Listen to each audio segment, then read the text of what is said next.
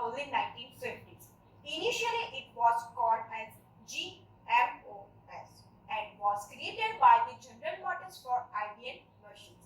Later on, it was named as a Bash operating system. The users of Bash operating system do not interact with the computer directly. There is an operator which takes the similar jobs having the same requirement and group them into batches. So, it is the responsibility of the operator to sort the job with the similar needs. Each user prepares his job in offline devices like punch cards and submit it into the computer operator. Here, job means the predefined sequence of the commands or a program or a data as single unit. The batch operating system keeps a number of jobs in memory and execute only one job at the same time. Jobs are processed in the order of submission, that is the first come first served fashion. When a job completes its execution, its memory is released and the output for the job gets copied into an output spool for the later printing or processing. Now, we will see the working of batch operating system so that your concept gets clear. Firstly, user prepared his job using the punch card. As you can see in the diagram, multiple users are preparing jobs. Then these jobs are submitted to the computer operator.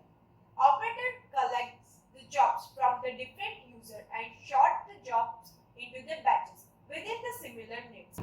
Like an example, suppose we are having the jobs 1, 2, 3, 4, 5 shown in diagram. Let's suppose job 2, 5 wants to perform scanning operation, then operator will make the one job of this job named as batch 1. Then after job 3, 1 and 4 wants to perform the printing operation. So operator will make the another batch of this job named as a batch 2 shown in diagram. Then after these batches are submitted to the processor one by one operator. This job gets the CPU for execution and after another, as you can see in the diagram. Now, let's discuss the applications of batch operating system. In 1950s, batch operating system was used in the mainframe computers. These computers were very large in size and costly, due to which this operating system were used in government organizations like a banking system to generate the bank statement of the customer. Then after, it was also used in the large-scale industry for the payroll system of employees. Now, we will see the advantages of batch operating system.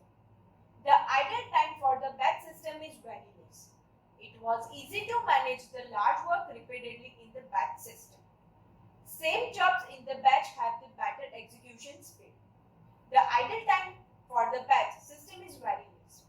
It is very difficult to guess or know the time required by any jobs to complete. Processor of the batch system knows how long the job would be when it in the queue. No manual intervention is needed due to the operators. Let's see the disadvantages of batch operating system. Lack of interaction between the user and the computer. Difficult to provide the desired priority. Difficult to debug. Only one job is allowed to execute at the same time. Jobs of the batch are executed sequentially. Time consuming. This operating system were too costly. Now, we will see the important questions of batch operating system. So, first question is, what is batch operating system? What are the advantages and disadvantages of batch operating system? How does batch operating system work and the name of few applications of batch operating system? You can answer this question in below comment section. If you have any kind of doubts or queries, mention in below comment section.